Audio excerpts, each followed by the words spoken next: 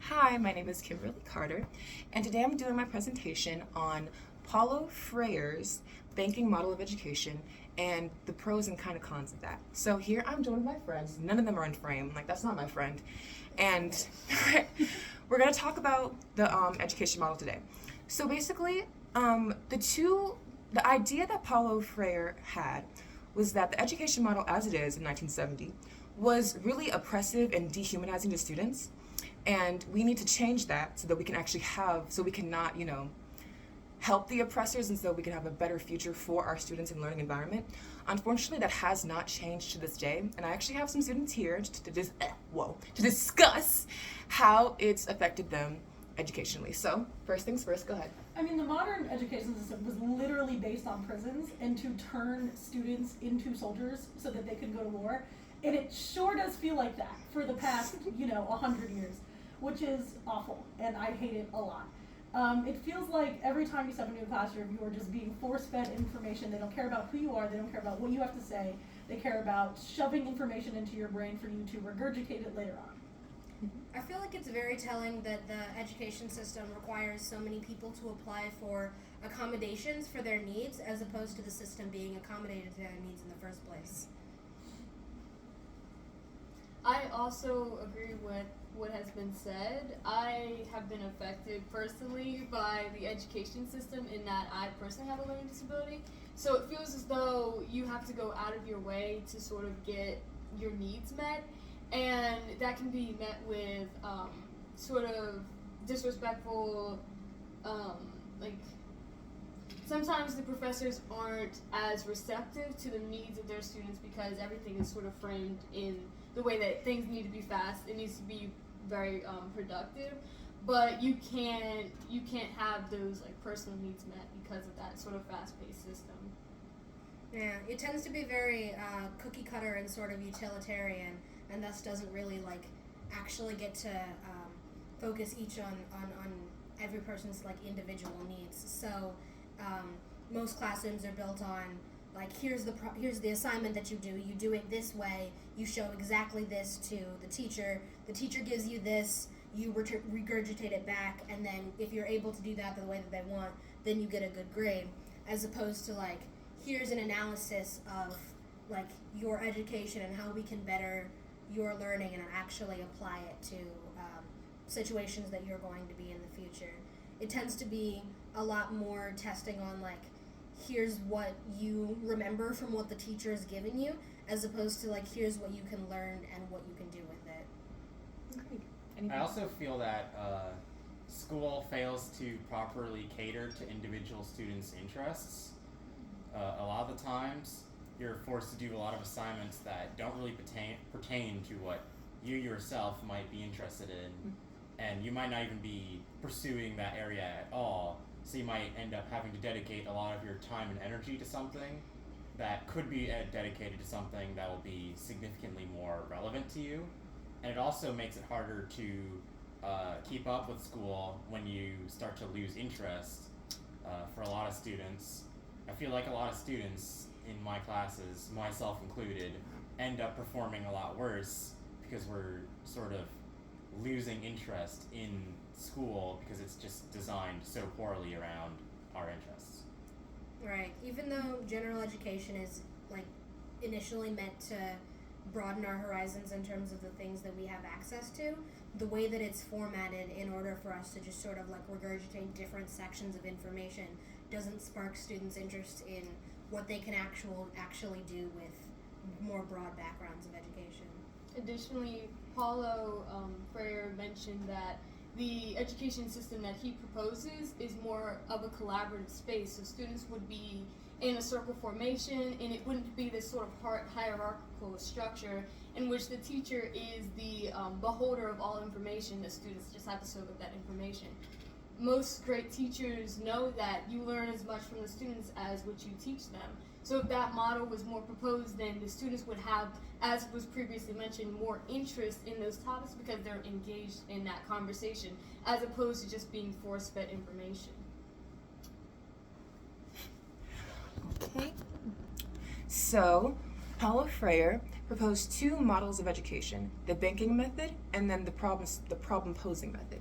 The banking method is what he thinks that we have now. It's more of like teachers are just giving this information to students who do not have a say. They're just kind of being seen and not heard. And then it's like he used banking because it's like they're little ATMs and the teachers are depositing information into them.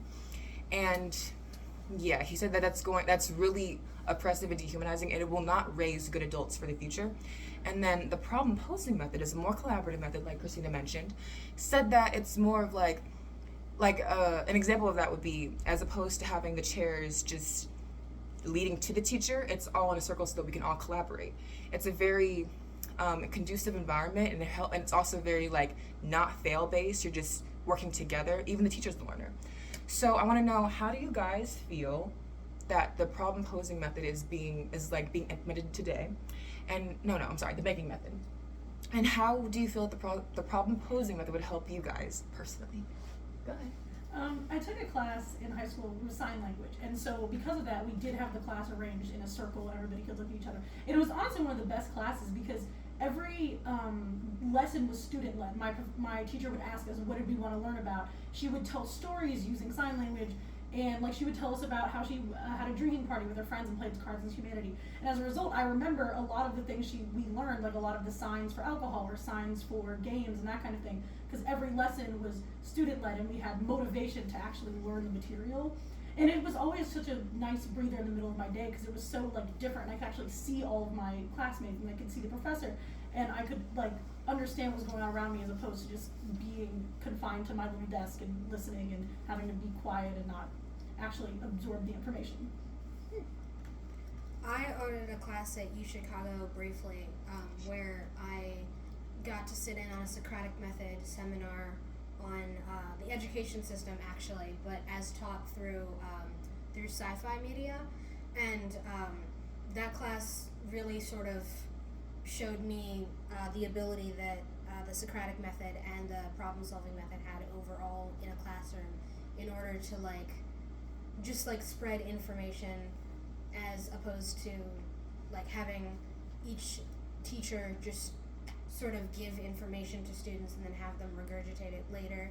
When we were all sitting in a circle and being asked questions and being prompted to share personal stories and relate that to the text that we'd read and the information that we were moving forward with, it allowed students to engage a lot more, and it actually gave everybody personal interest in the topics that we were using, which made it a lot easier to pull from and then actually use that general education that we were working towards.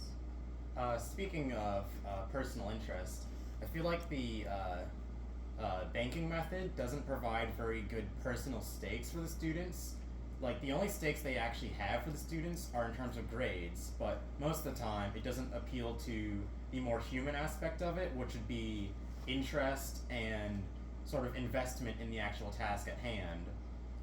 For example, in my computer science classes, I feel like I learn a lot more, and I am a lot more productive when the assignments are self-guided rather than decided upon completely and totally by a professor. They just tell me exactly what to do.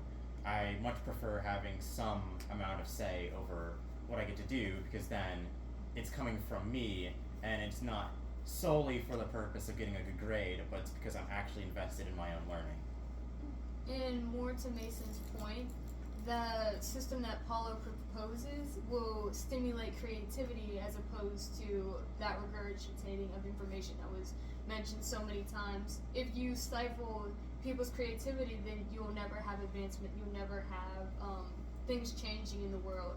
And a lot of times with our current system, it relies on the traditions that have been set for centuries now that have not been improved upon, even slightly improved upon. So it would be so important to have that more collaborative space, because that would allow for more creative flow. Right. A self-guided and collaborative project is a lot easier to motivate yourself on and expand your knowledge with than working on an individual assignment given by a teacher in order to give just a number value to the intricacies of what education and innovation actually is. You learn so much better when you're trying to find information on something you're actually curious about and care about. What they said. So, that was my friend group saying their thoughts, and they're so smart. And yeah, thank you very much. And that was Kimberly Carter. Mm-hmm.